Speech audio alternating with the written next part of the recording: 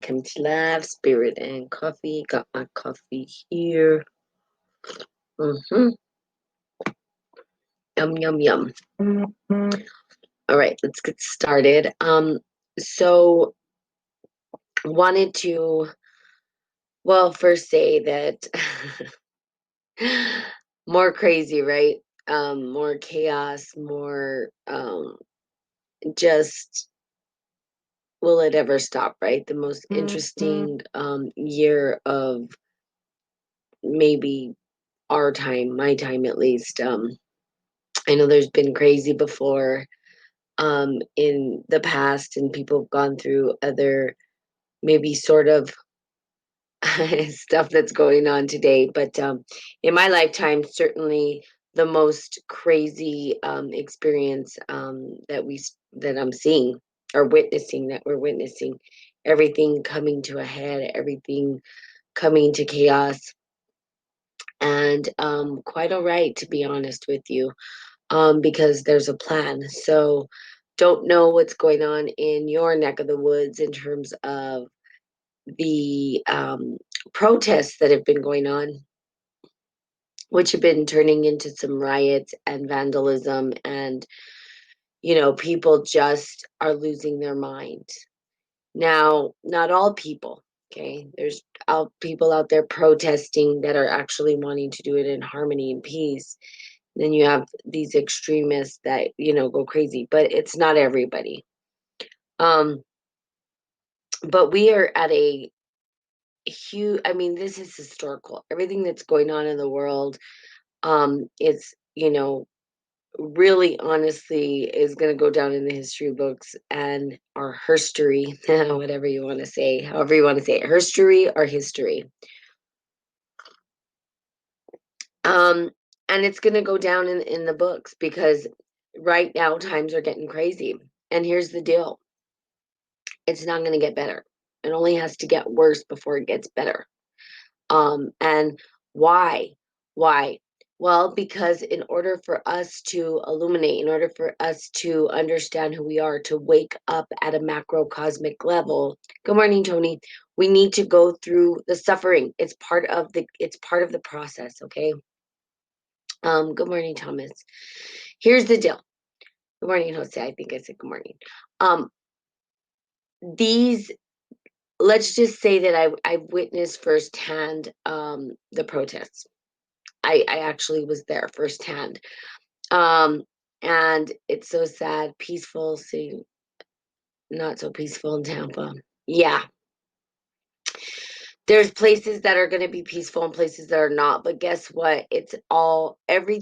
You can't escape what's happening. And I think that even for myself, I'm like, I want to escape, right? I want to get away. I want to find that tranquility and that peace. Really and honestly and truly, that tranquility and peace exist within you. It's in you. It's not going to come outside of you. And that is really in my mind. Now, this is the opinion. God is trying to say, wake up, wake up. And it has to get uncomfortable for people to wake up. And the more that people stay asleep, the more it's going to go crazy and crazy until we surrender to our knees and allow God's plan to actually be complete. The promise of God's plan, right?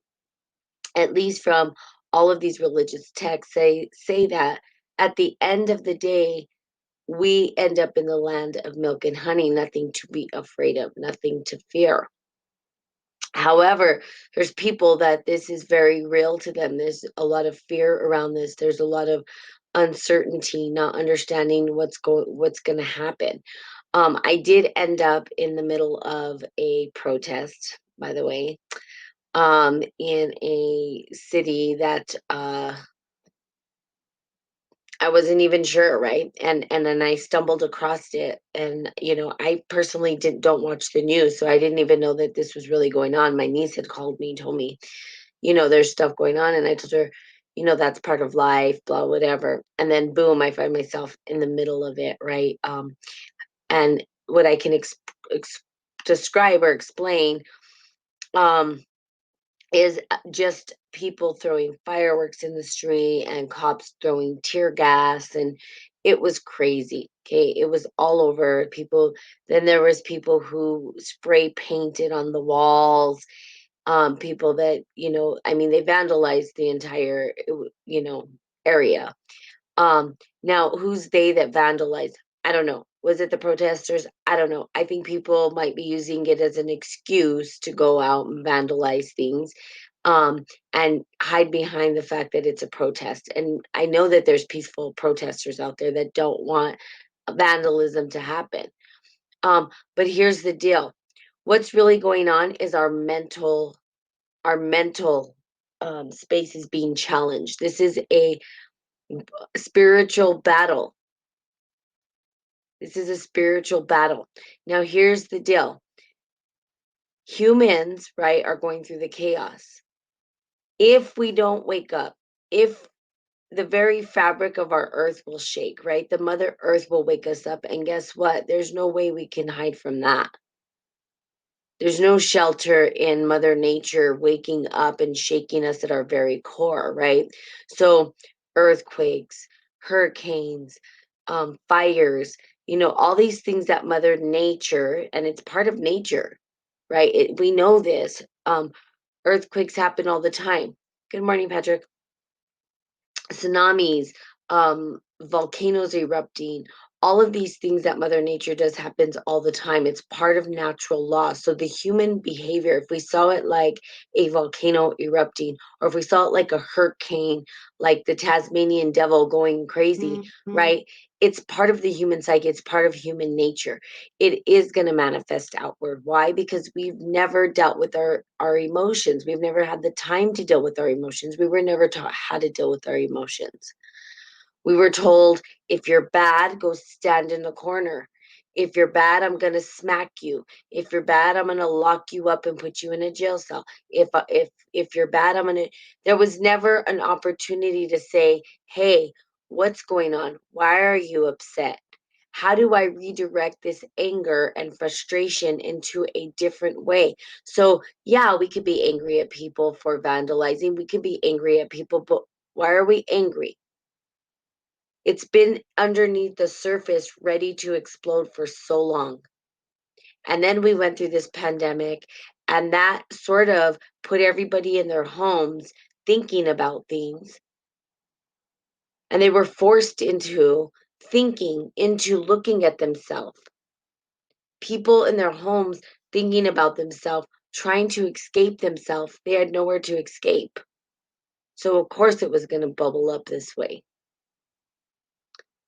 Now, people didn't believe that it would bubble up this way. They thought that people would be protesting because the government was telling us to wear masks and blah, blah, blah, blah, blah. And these are all the rules. And nobody said anything.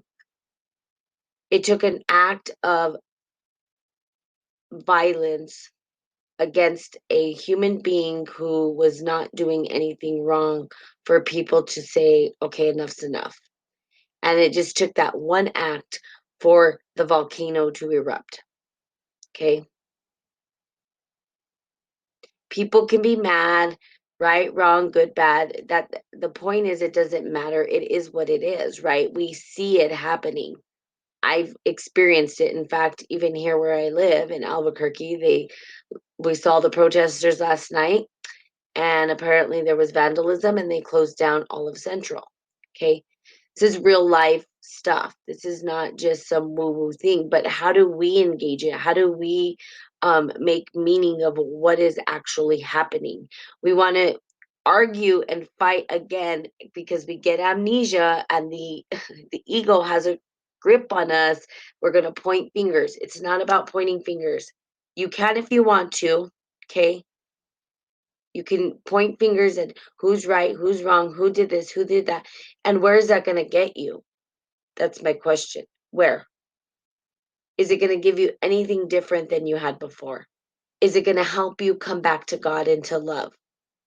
Is it opening your eyes that we're all one? No, it's causing separation. There's a separation there, right? And so I said, well, what can I read that sort of talks about what's going on. And I was reading through some of my books and I'm like, no, this isn't hitting home. And then I found a book, right? Because I said I was going to get back to the Four Agreements, but not time to get back to the Four Agreements. There's other things to be taught and learned. Okay. And so this book, it's called The Emerald Tablet. Now, it's a pretty deep book. And I absolutely love this book. It's the Alchemy for Personal Transformation. Um, and it really talks about the consummation of the divine feminine, the sacred masculine. Okay. Really cool book. And I flipped over the page and I said, God, just show me a page that I can read. Okay. And then I stumbled across this page, The Separated Person. Now, I love the fact that it's talking about separation because we experience life as a duality. We experience it as a separation, as us versus them. Now, here's the deal. The ego's really good at doing that.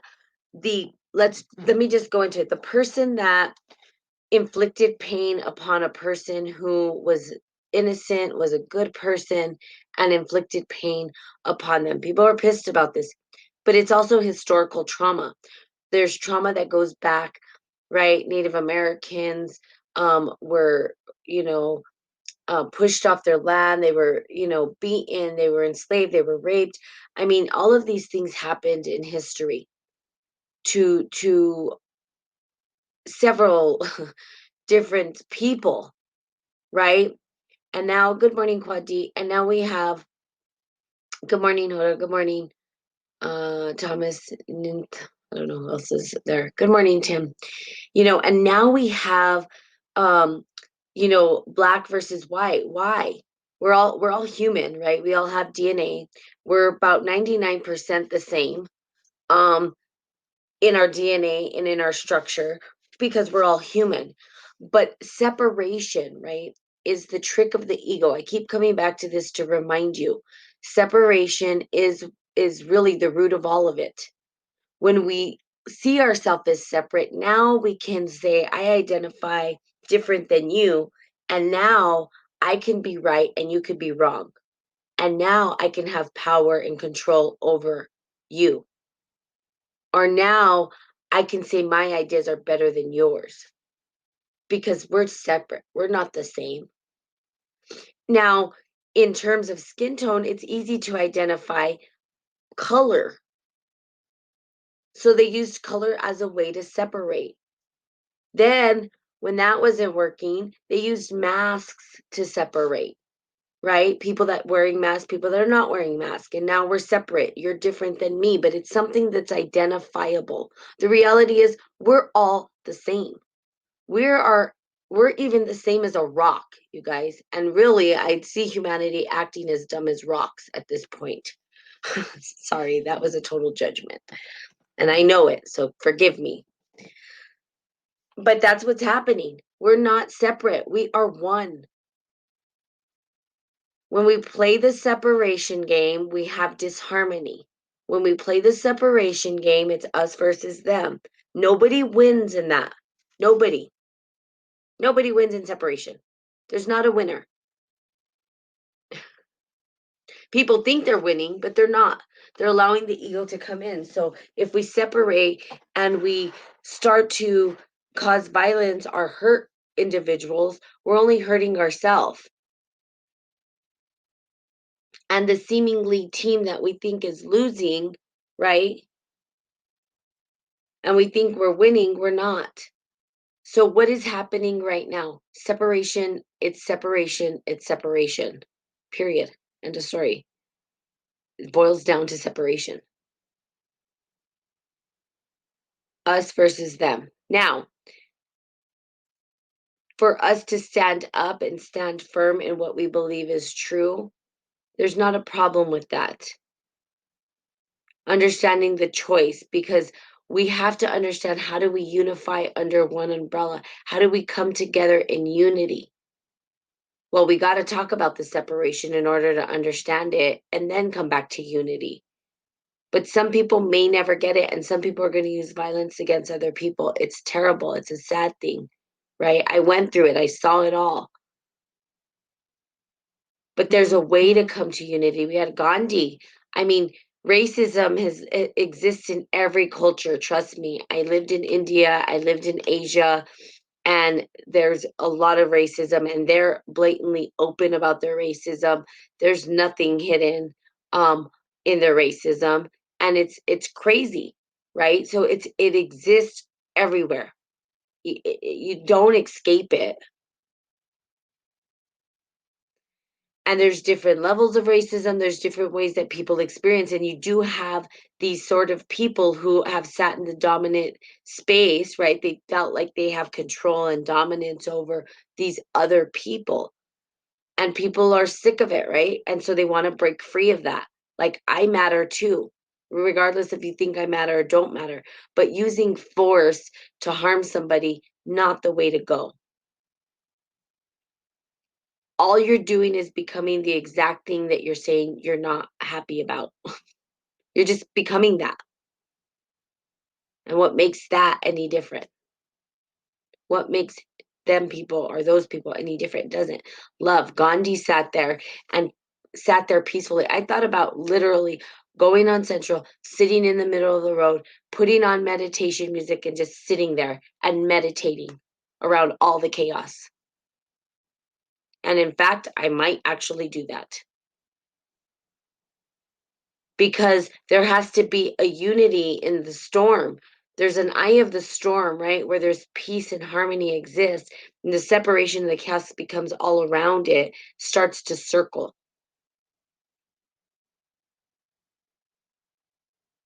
Now, what happened was not right, right? I'm doing good, Kwadi. Thank you for asking. I don't know what's happening. Where are you at again, Kwadi? Where's everybody else from? And are you guys having riots right now? Okay, I want to read this. It's called A Separated Person. Okay, and it's from this book, which is pretty amazing. I was never going to read it on here, but it's time to just pull out all of the information and read it to you guys. I would hope that you would read the book yourself. Pretty dense material, but if you don't read it yourself, I'm going to read it for you, right? That's exactly how this whole thing got started to begin with. Okay. People who have not yet begun the process of separation are tied to the earthly plane. They can be overly assertive and controlling, refusing to compromise in even the most mundane matters. At their cruel, let's see, at their worst, they're driven by frustration and anger and can become cruel or violent to others. On the other hand, people undergoing separation tend to be courageous and daring, and often initiating major changes in the world and in their lives of the people around them, as did Alexander the Great. Successful separation is the quality many people admire in actors like John Wayne, Katharine Hepburn, and Jodie Foster. If their unyielding willpower can be harnessed, such people can progress rapidly through the alchemic transformation and work miracles never before seen in the world.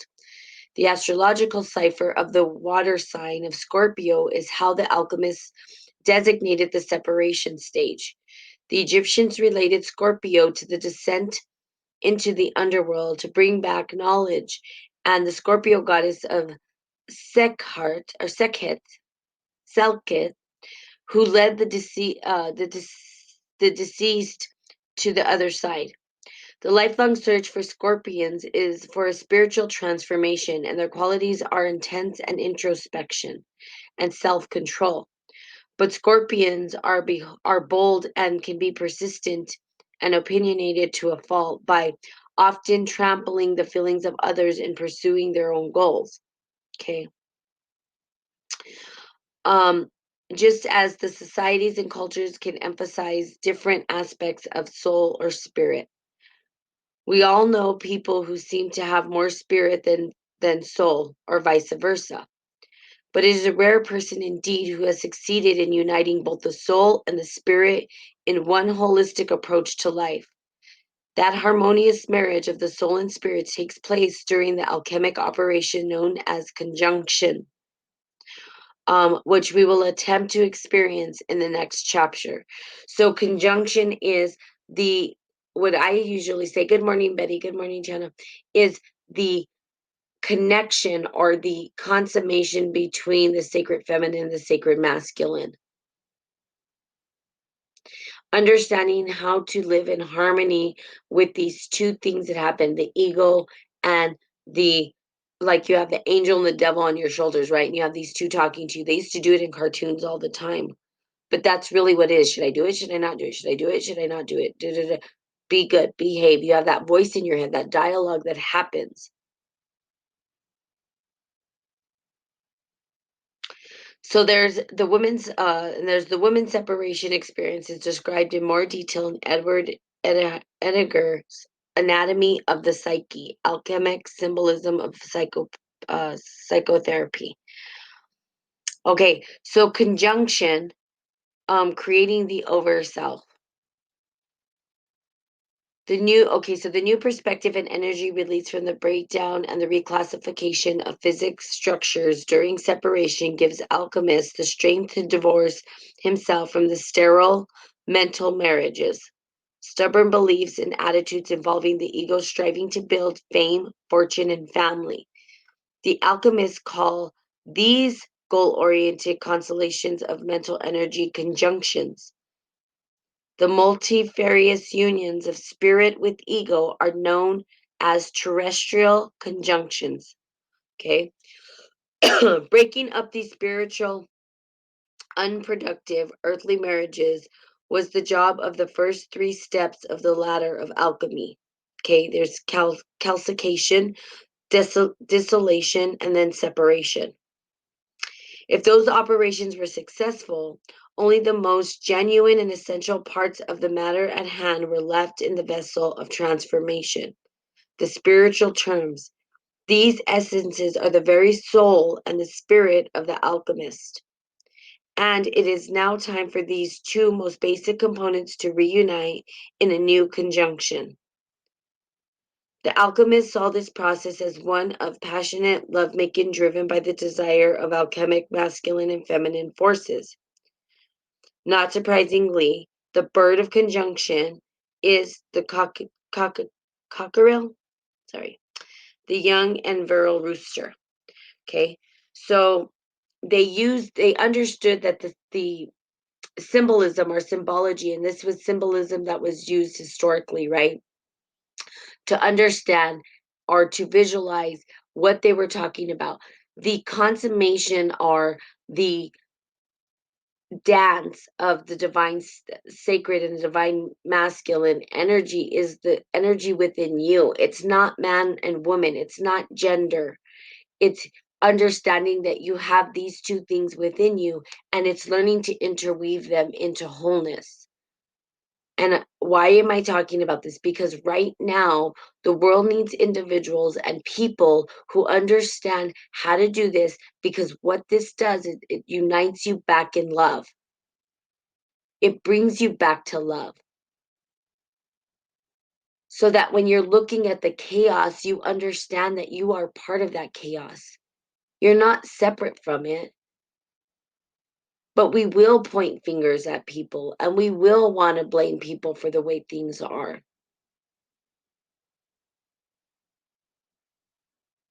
It's their fault. It's them. It's not, I have no responsibility. I'm not doing it. No, but it's like a ripple in a pond. It's going to happen to you. And internally, in every single person, there's this battle. Doesn't matter if it's not on this macrocosmic scale, on the microcosmic scale, internally, there's a battle and a struggle within. The struggle comes from the ego's trick of separation. It says, I'm separate. And then we use that energy of separation to consummate the two together to unite again. But you have to go through a process while you're doing that. That process allows you to bring yourself back to harmony and love, even in the midst of chaos.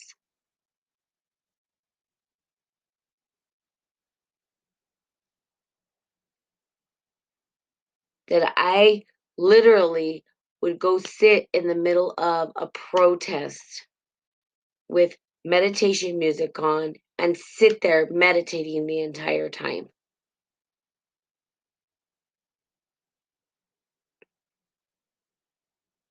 to let people know that it's in unity that we're going to win, not in separation.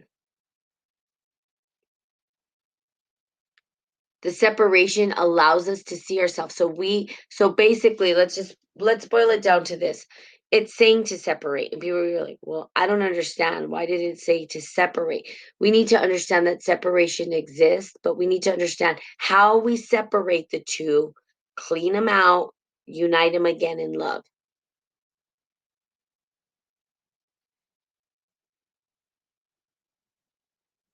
People can't understand this though. So it's gonna get bigger and bigger and bigger and bigger and bigger and bigger and bigger and bigger. And when Mother Nature comes for us, that's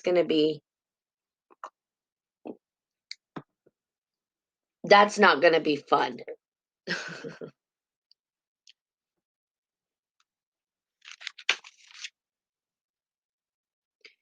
In the 1980s, I returned to Europe several times to discover the early translations of the Emerald Tablets and possibly find some leads about what was happening after the burning of the Alexandrian Library. Though I refused permission to examine important documents at the Vatican, I was able to trace the Emerald Tablet back to Muslim occupation of southern Spain in the 25th century. I also made some exciting new discoveries, including the chemical formula encrypted in the words of the tablet, the chemistry of miracles, and directed evidence of the connection to the Grail legend, alchemy of the millennium. However, during these trips, my exposures to the old manuscripts and drawings unsettled me for some reason, and the images started to show up in my dreams and nightmares. It seemed as if the interest in alchemy somehow caused alchemy to be interested in me. Spent hours just starting at the medieval alchemic engravings as if I was absorbing some secret teachings, like the Bellinas at the foot of the of Hermes statue. Then one night everything seemed to come together in a single puzzle, bizarre dream and carried unexpected power. Um, let's see, hold on, I'm sorry.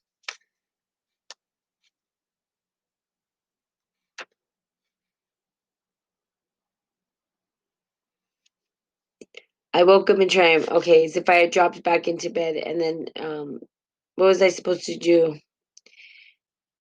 Let's see. Looking back over the fateful dream, I now understand that it was full of alchemic symbols and reflections of hidden processes taking place within me. So again, when you start to do this alchemic process,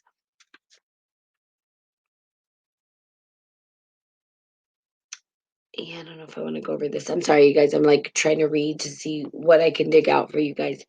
The separation was the biggest piece, but coming back together, and it's been years since I've read this book.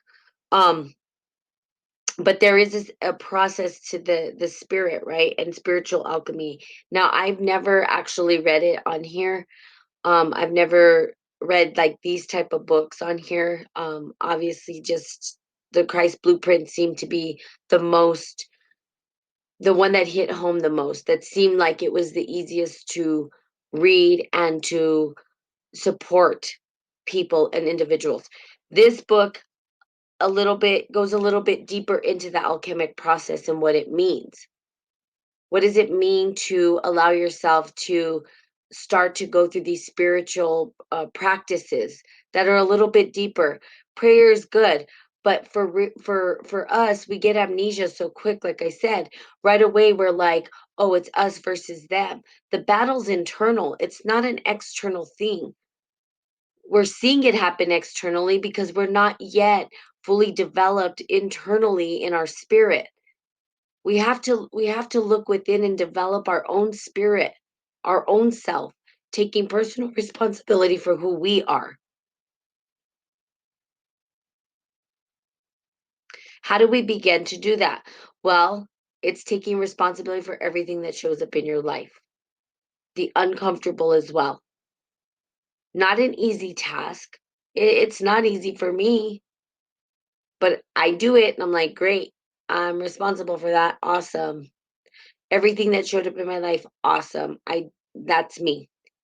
Even and then there's times where I'm like, "Awesome, that was me, it was good." But then there's times where it's like I'm fighting with somebody. There's confrontation. It feels uncomfortable, and I'm like, "How did I call this forth in my life? What lesson am I supposed to be learning from this? How do I take personal responsibility for how I feel about this? How do I dig deeper into the subconscious mind and understand the judgments that I have around this, or the trauma or the hurt that I feel around this? Why am I so upset by this? What has happened in my life? And then once that is done and I've gone through it all and I've processed it all, out of that comes this beautiful gem that is handed to me. And it says, yeah, you know why? Because you needed to learn that lesson, Natalie. That's why. Was it comfortable? No. Some of our greatest lessons are the most uncomfortable, but some of the time it's the greatest gem that we receive. We'll receive this gem after we're done. Right now, humanity is going through that. Why? Because some people are just not, they're not waking up. They're not getting it.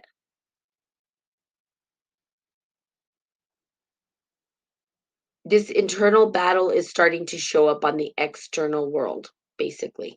That's what you're seeing happening. All of the internal hurts, traumas, sadness, pains, sufferings, the historical trauma and what do I want to say? The historical isolation and bondage that has been put on people is starting to surface, and it's releasing out into the external world. As within, so without. What we're seeing shouldn't be a surprise to people. What we're seeing right now in human nature shouldn't be a surprise. It's been under the surface, just waiting to explode. It was always there. It just took a little bit of adjustment for that to actually happen. That's how fragile we are. And really, that's how fragile our system is. And if you guys haven't seen that yet, more to come. I know people want it to stop. It's not going to stop until we start loving one another. Literally, it's not going to. Until we unite as one. Until we remember that we're brothers and sisters and there is no separation between us. And take personal responsibility for that. And there's going to be people who don't and love them anyway. And that's the hardest thing to do. To love a cop, right? Because really what's going on with these riots and everything is that we have these police officers who, not all of them are bad. Okay, there's good ones too. But the corruption that's happening there, right? There's these people inside who don't care. And I say, yeah, what that person did was so heartless. How, right? How could somebody do such a thing? I don't know. I don't get it. But to love that person anyway, that's hard to do, right? And if you have a belief in God and your God's a loving God, your God says, I love that person still and I forgive them still. But that's not easy. Practicing these things isn't easy. It sounds nice, it sounds pretty, but to actually practice it is not easy. To look at somebody who maybe murdered somebody you loved, who maybe raped or harmed somebody you love, who did something so awful, or even to you. maybe you've gone through that, or someone who abused you, and to look at them in their face and say, you know what? I love you anyway. Not easy, which is why it seems like the ego is always winning.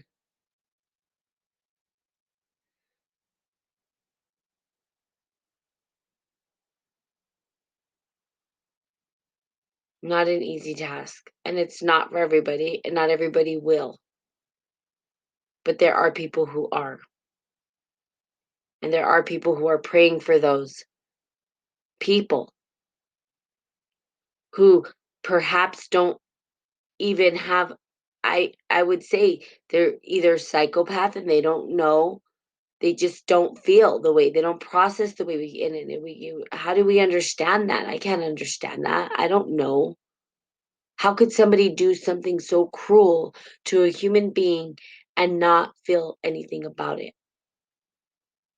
Not feel a certain way about it? I cry for those people because they don't have a feeling of love, of connection. They're so disconnected.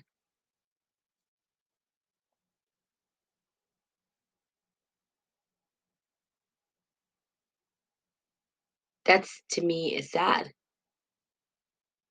that they would never experience what that is, or whatever they experience to lead them to that point. If they're not any of those things like psychopathic or don't process emotion the way we do or whatnot, and they do have emotion, and yet they brought themselves to the point to be able to harm another individual that way. What did they go through to bring them to that point that they could think that it was okay to do that? What?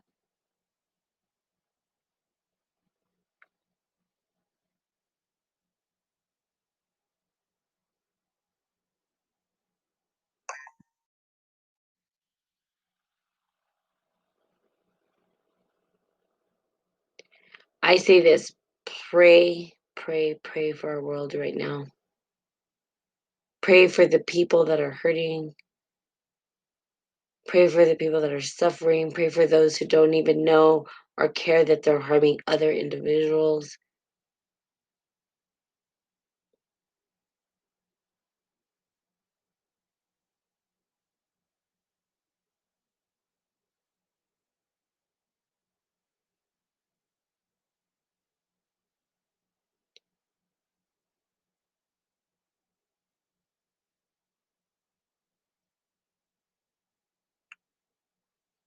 Remember, we have the power within us. You are a magnificent human being. You have all this beauty that lives within inside you. You have all this beautiful energy and power.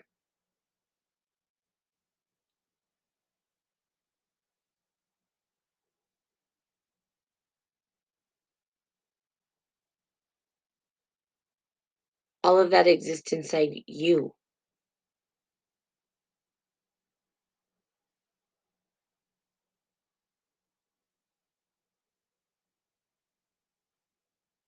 And it takes a lot of belief in yourself. And it's not easy. It's not an easy journey. This life is not easy. Like, give yourself kudos for making it this far and being able to go through this. And whatever hurts and harms and everything that you've gone through, you've gone through it. So you're powerful. You have this power within inside you. And that's what it's going to take, is each individual remembering that. Remembering that we're love and we can be kind.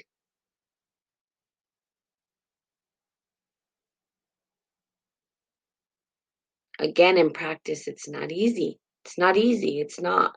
It's not. There might be some people that it's easy for, but I would say the people that it's easy for are probably in a ashram or a retreat center sitting in nature all day meditating. Is there anything wrong with that? No. But are they engaging in the world and the suffering? I would say that most people are in the pool of suffering. You have the ability to go, right? You have the ability to go outside of that. You have the ability to go, and if you want to go to an ashram and you want to just be there meditating and praying all day, you totally have that option. I've thought about that option. I thought about totally disconnecting and just doing that. But I don't feel like I'd be doing my part if I did that in supporting, because I could totally just disconnect from this. Be like, whatever. I'm gonna go do me, and who cares about everybody else? That's not me. It's not my heart. My heart is like, how do I help humanity? How do I become a better human being? What is it that I get to do in order to enter or to engage in humanity, to engage in the hardships and be able to come out and explain, yeah, I went through hell, but at the end of the day, I still loved and I still came out and I still remembered my brothers and sisters and I still supported them and I still was there to try to help them see the light too.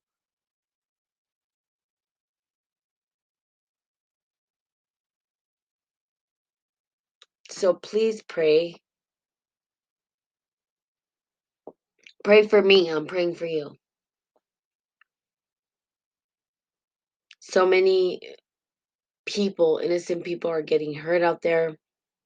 And the crazy thing is, it's like, you know, they told us to wear masks. So everybody's wearing masks out there. You can't identify anybody. And they're just following orders.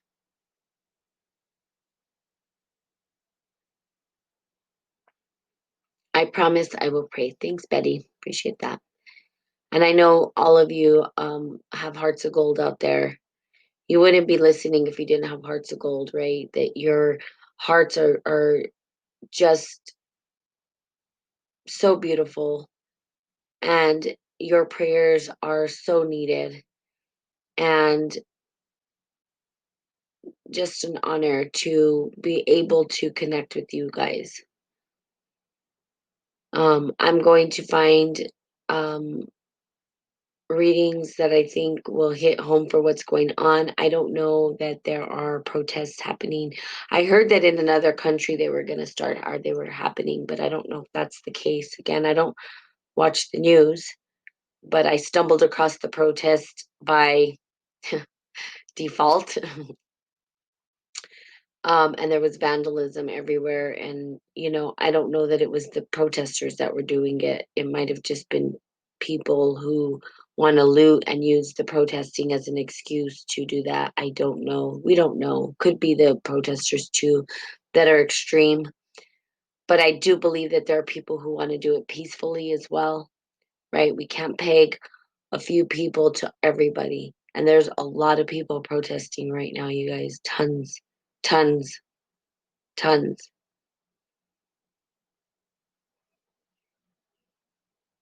Again, it's the volcano, and it only gets worse before it gets better. It's only going to get worse before it gets better. Why? Because people are starting to wake up, and all of these subconscious craziness is going to show up. It's going to surface. That's what happens when you crack open the subconscious mind, which they've given people a lot of time to do. Sitting in their house, no work, no this, no that. A lot of people were stuck with their own thoughts, and their own thoughts started to break from the subconscious mind. They were no longer busy. Usually, especially here in America, they keep us really busy, right? They keep us busy, busy, busy, busy, constantly on the go, constantly working. Now, all of a sudden, they've shut that off and no one has anywhere to go. They're stuck at home with their own thoughts. And when you're stuck at home with your own thoughts, You start to see things about yourself you don't necessarily like, maybe about the world, and before you know it, you crack open the subconscious mind. This usually will happen very slowly. For someone who wants to really take on their life, open up their subconscious mind, it'll happen very slowly. But when you open up the bag, right, of the subconscious mind, and there's hidden stuff in there that you don't want to look at, and it happens all at once, like the band-aid gets ripped off and now you're gushing blood. It's like the subconscious mind has been opened up and the entire world is having are being forced into seeing themselves. And what happens internally happens externally. So it should be no surprise that things are going crazy because nobody knows how to deal with the subconscious mind. I want to say nobody, but the majority of people don't. They don't even pay attention to it. They don't want to talk about it. They don't want to, they just suppressed it all and it's the volcano has erupted, okay? Now remember, as within, so without, as above, so below.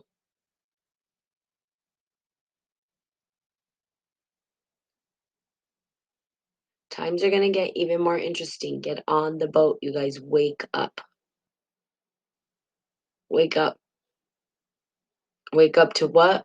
Wake up to the fact that you're loved. Wake up to the fact that we are one.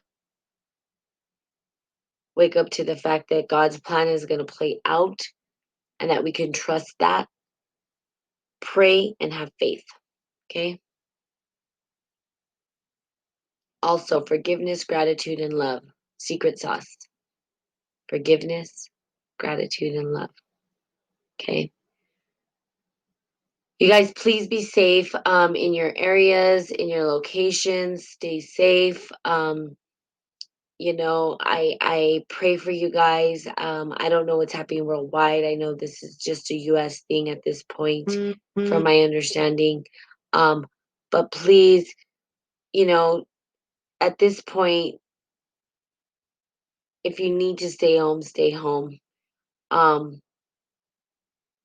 if you are one that wants to protest, by all means, do what you choose, right? It's your life. But stay safe and remember that we're all one. Love is all that's going to heal. There's no other healing right now but love. And there's nowhere to hide. Okay. So I love you guys.